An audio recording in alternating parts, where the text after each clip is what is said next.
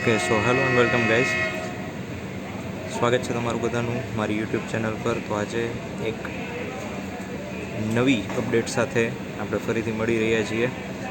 ત્યારે બે નવી ટ્રેન કે જે સૌરાષ્ટ્રને આપવામાં આવેલી છે કે જે ચાલશે રાજકોટથી પોરબંદર વચ્ચે.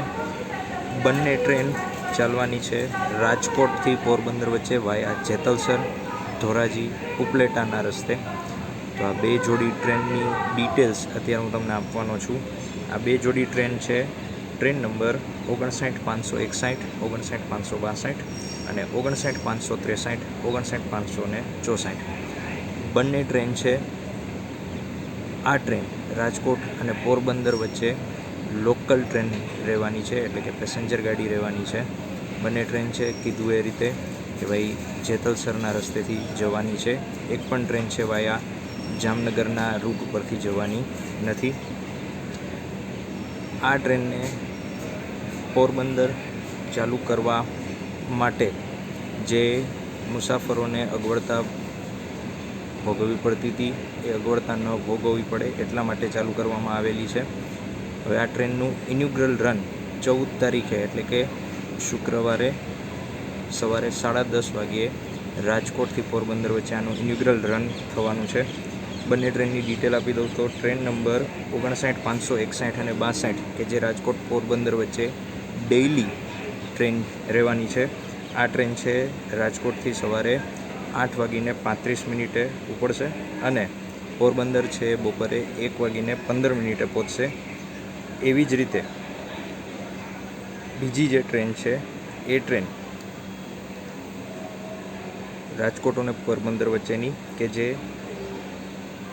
રાજકોટ પોરબંદર વચ્ચે અઠવાડિયામાં 2 દિવસ એટલે કે બુધવાર અને શનિવાર કે રાજકોટ પોરબંદર વચ્ચે નહીં ચાલે અને પોરબંદરથી રાજકોટ વચ્ચે ગુરુવાર અને રવિવારે નહીં ચાલે.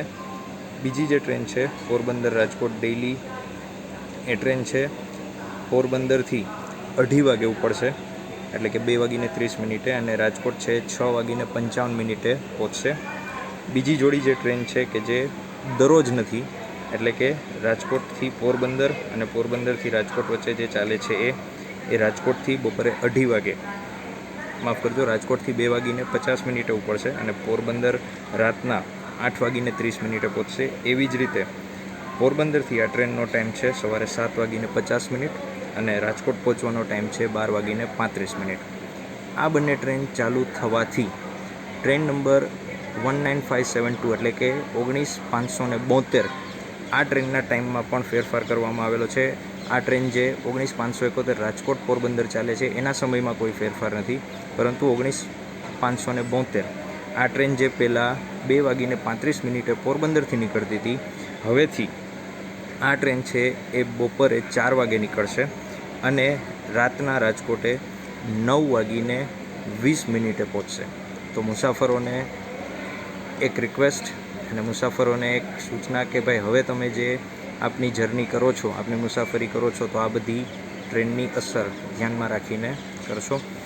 વિડીયોના અંત સુધી બનાવી રહેજો. આ વિડીયોના અંતમાં હું તમને જે ટ્રેનનું પ્રારંભ થવાનું પરિપત્ર છે એ ટ્રેનનો પ્રારંભ થવાનો પરિપત્ર પણ શેર કરી દઈશ. આશા છે કે તમને આ ટ્રેનની ઇન્ફોર્મેશન છે, માહિતી છે, આ અપડેટ છે એ કામમાં આવશે. પણ કમેન્ટમાં જરૂરથી જણાવજો કે શું આ બંને ટ્રેન ચાલુ કરવી અને એક જ ડાયરેક્શનમાં ચાલુ કરવી શું ખરેખર આ વસ્તુની જરૂર હતી કે નહીં.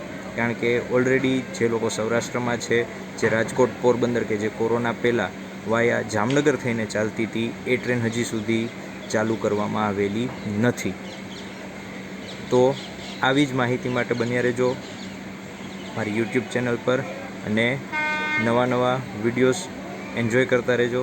Thank you for watching guys. Thank you.